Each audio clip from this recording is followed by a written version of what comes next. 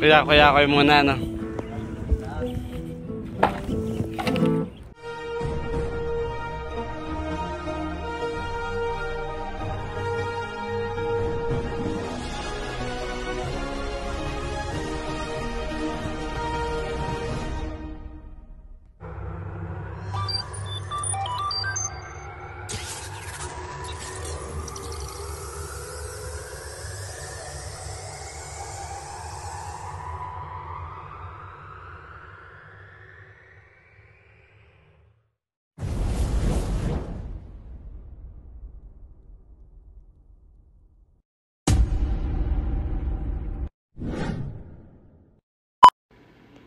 Good morning, hello everyone.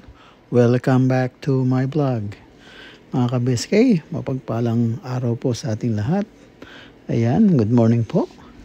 Bagong umaga, may bagong pag-asa. Ayan mga ka-BSK.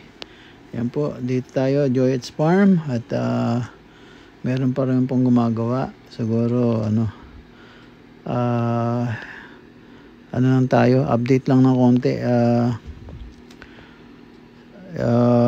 Yung gagawin ngayon, binil dun sa living room. Natapos na siya dun sa kwarto. Tapos ginawa niya yung kahapon yung tiles dun sa common CR. Dinagdagan niya yung taas kasi hindi natapos nung yung gumawa. Tapos yung ni-repair namin dun sa shower sa loob ng bahay, yun yung ginawa niya. So tapos nun pinagpatuloy niya yung paglalagay ng binil. So ngayon focus siya ngayon maghapon dun sa living room paglalagay ng binil.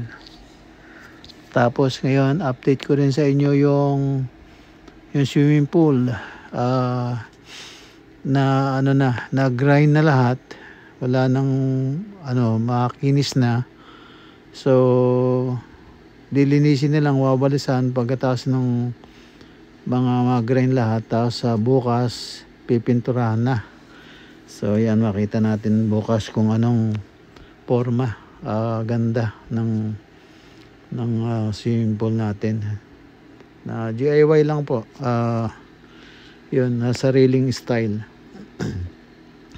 Tingnan natin pag napinturahan kung anong forma. Ngayon umaga pa lang, nagre-ready pa lang sila. Yun, mag-almusal muna bago banat agad ng trabaho after na mag-almusal. Ayan, nagre-ready na si Jason. So ayan, umaga. Tapos yun, alam ko binilang titirahin niya ngayon. Tapos tapos ng binil yung sa counter bar naman. Tapos yung sa may gate. Ayan. A few moments later. Ayan mga ka-BSK. At ayan, tapos nag-almusal. Ayan, may binanatan na agad ni Jason. So ayan, ayun na yung nakakabit niya. Ayan, siguro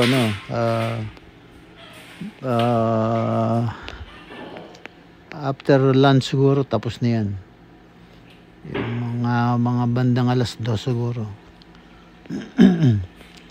So yan, medyo matagal-tagal din dahil papahid pa ng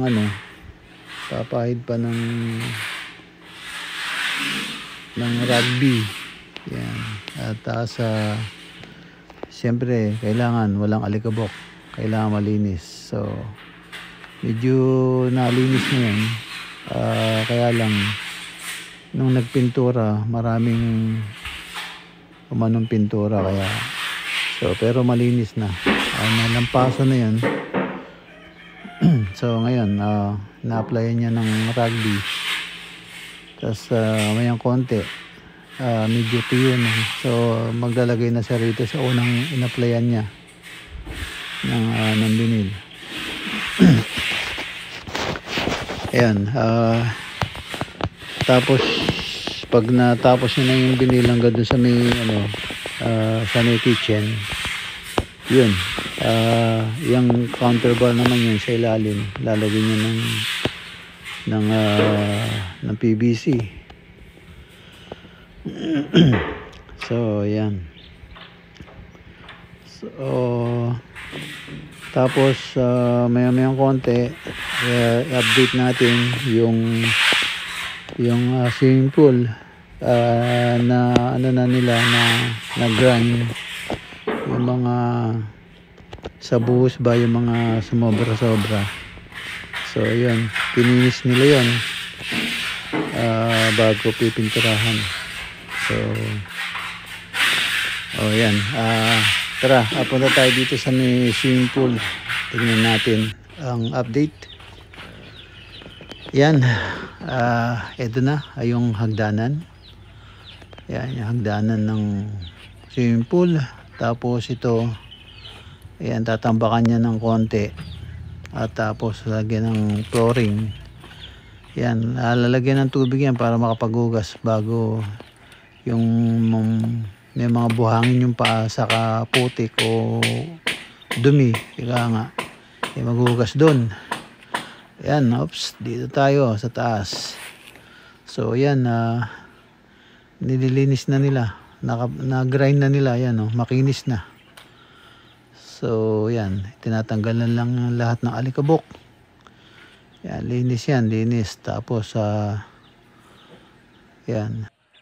Wala ko sinong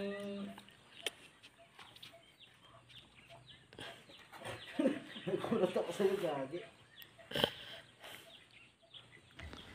Ayan, nagulat daw siya kasi nakatayo dito sa sa taas. So kala niya malaking tao. Ayan, linis siya, linis. Katapos niya nag-grind. Tapos titignan niya pa yan. Kuya ko yung muna, Hanggat kailangan makinis, walang So yan, tapping na yan, napuruhan na yan. Tapos yung mga buhos, yan. So may sampyat, di maiwasan yan. So ngayon ginagrind nila para kuminis ng gusto. Yan. Medyo makapal-kapal yung niyan, plastering niyan. Ayan, dito naman tayo. Andyan tayo. Ayan yung ating storage sa ilalim na hagdanan. Ayan, storage. Yan, lalagyan ng mga gamit ng mga pala, mga yan. Tapong ko pati yung taspan. So baka tubular na lang siguro ang gagawin natin. Lalagyan na lang na screen. Yan, para hindi pasukin ng mababait. So yan, ang daming alikabok, kapal. Yung pinag-grind niya, nakita mo yung ginrind niya, yan, namumuti. So yan. Tapos yan yung hagdanan. Ayos na yan. Dito na tayo sa kids pool. Ayan na yung hagdanan. Yun to sa baba, yan, tatambakan pa yan. Tapos yan, yan lalagyan ng tubig. Yan, para hugasan ng paa. Para hindi sila maglagay ng buhangin may buhangin yung paa nila. O putik o whatever. Sa dumi. So doon pa lang mahugasan na. So ayan mga ka-BSK, puntahan naman natin si Jason, nagbibinil. Ayan, yan tingnan nyo mga ka-BSK, nalagyan ng rugby. So shiny ng konti. Tingnan mo, lumitaw yung pagka-green nung flooring, semento. Di ba? So kahit iyan lang, kung malilinis mo, magawa mo mapakintab. Tingnan mo, ang ganda na, di ba? So, hindi na kailangan yung binilo, tiles. So, may laban ka pa, may bumaksak, okay lang, walang masisira. Hindi kasi basta-basta matitsip yan, unless na talagang mabigat. O nabaksakan mo ng maso, yan, medyo madadamage yan. O bakal na matindi o tubo, dun lang madadamage. Pero kung mga kahoy-kahoy lang, o mga ano-ano, hindi mo madadamage yung puro. Ayan, ang problema, yung magaling na mason, ayan, nadali ng cutting disc, kaya yun, mga grind. Sayang. Ayan, napatan si Jason, kakalalagay niya na ng binil. Ayan, malapit na siyang matapos. Konting-konti na lang. Kayang-kaya niya yan. Kayang-kaya niya hanggang bago maghapon. Ayan, kabit na siya ng binil. Ayan, ayan, konting update lang to. Ayan, makita lang natin na So, ayan, konting-konti na lang. Baka yan, malagay niya na ng pati yung PVC para bukas yung baka tirahin nila yung sa may yung sa may gate, yung buhos ng gate para hindi masira yung mauka-uka yung dadaanan. So kailangan masementohan yun para ma-maintain yung patag ng lupa dun sa may gate mismo. Ayan, kahit daan-daanan ng mga sasakyan, kung nakasimento yun, hindi magagalaw yun. So yung pa nila yun, i-compact pa nila yun kasi dos yung doon, buhangin, dos yung doon yung lupa, parang buhangin ba. So kailangan nilang siksikin yun para mabuhusan nila ng makapal-kapal ng konti at maraming bakal para hindi masira. So, yan, mga ka-BSK. Yan, naglalagay pa rin siya ng binil. Pero konti na lang. Matatapos na siya dyan. Ayan, baka matapos siya dyan. Pati yung sa counter. Bukas, gate sila sa gate.